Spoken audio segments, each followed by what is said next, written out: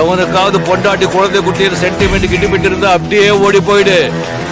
கொலை காண்ல இருக்க அவனை கொல்லாம விட மாட்டேன்.